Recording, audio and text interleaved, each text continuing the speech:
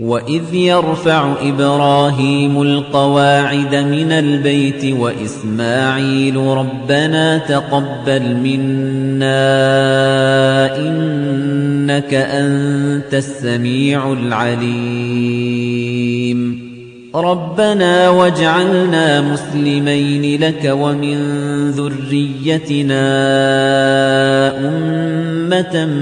مُّسْلِمَةً لَّكَ وَأَرِنَا مَنَاسِكَنَا وَتُبْ عَلَيْنَا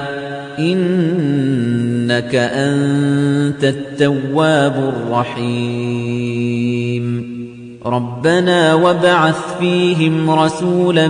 مِّنْهُمْ يَتْلُو عَلَيْهِمْ آيَاتِكَ وَيُعَلِّمُهُمُ الْكِتَابَ وَالْحِكْمَةَ وَيُزَكِّيهِمْ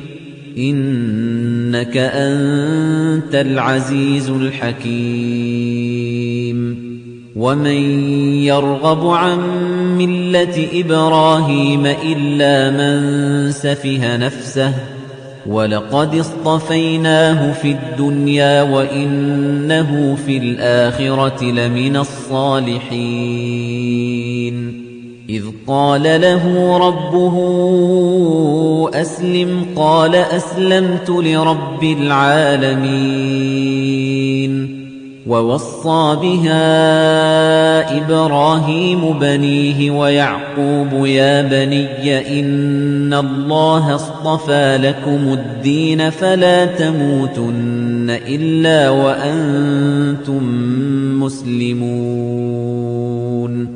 أَمْ كُنتُمْ شُهَدَاءَ إِذْ حَضَرَ يَعْقُوبَ الْمَوْتُ إِذْ قَالَ لِبَنِيهِ مَا تَعْبُدُونَ مِن بَعْدِي قَالُوا نَعْبُدُ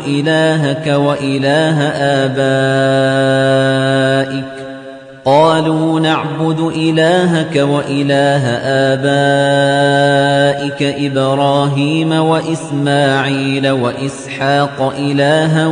وَاحِدًا وَنَحْنُ لَهُ مُسْلِمُونَ تِلْكَ أُمَّةٌ قَدْ خَلَتْ لَهَا مَا كَسَبَتْ وَلَكُم مَّا كَسَبْتُمْ وَلَا تُسْأَلُونَ عَمَّا كَانُوا يَعْمَلُونَ